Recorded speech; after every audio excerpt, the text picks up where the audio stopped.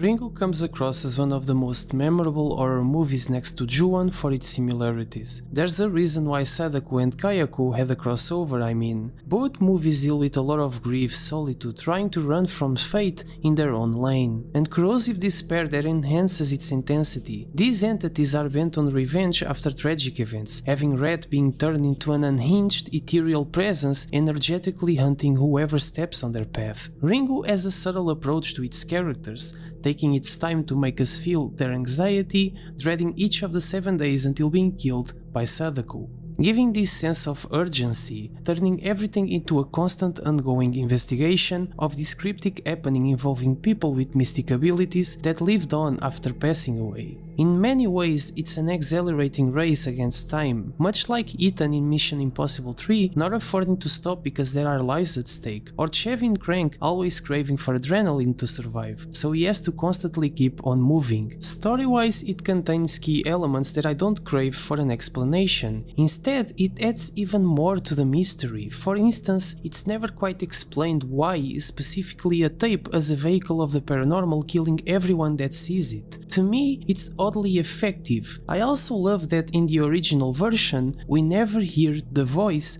on the phone saying 7 days, and for 95% of the runtime, we barely see Sadako. Just like Ju-on, Ringu makes me feel these characters are always being stalked by an uncanny force, precisely because of those elements being kept in the shadows, and therefore it made me pay attention to every single frame, even upon rewatch. And paying attention to the frames has to be the most delightful technical aspect of this movie. Each bit of cinematography here plays a huge part, especially when it comes to camera work. There are a lot of shots that reinforce the relationship between our characters, in pair with using gloomy color grading when it needs to have it, but also some colorful palettes that gives us this sense of melancholy while holding to hope within a story about people having a short span of time to desperately unlock the door that postpones an imminent departure. Exposition through dialogue is here in the same fashion of a goofy horror movie at times, but the remaining unanswered questions that come with explanatory lines are unnerving, crafting a good mystery maintaining its own identity, focusing on psychological horror and distress. For example, in the flashback with Sadako's mother being screamed at, then the same guy falls dead on the floor, following the moment we see the horrifying girl leaving from behind the curtains with her iconic long hair and quirky walking. A slight idea of what's behind it all is everything we get from this without it being super elaborated. Later, we have more information and a twist that enriches the concept itself, but a lot is preserved and open to interpretation. Yes, sequels exist, but to be honest, I always try to see this as a contained story. I also remember watching the American version by accident as a kid and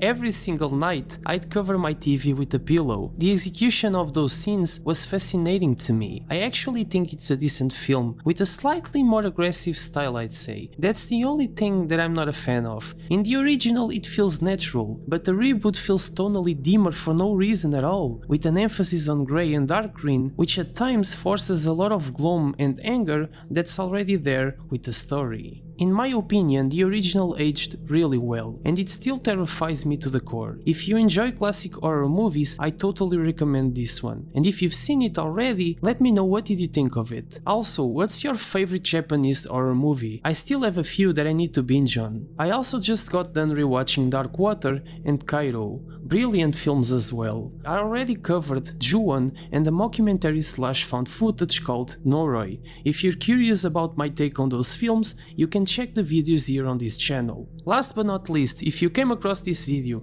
and you like what I do here, then welcome, consider subscribing, and we'll see each other soon. See ya.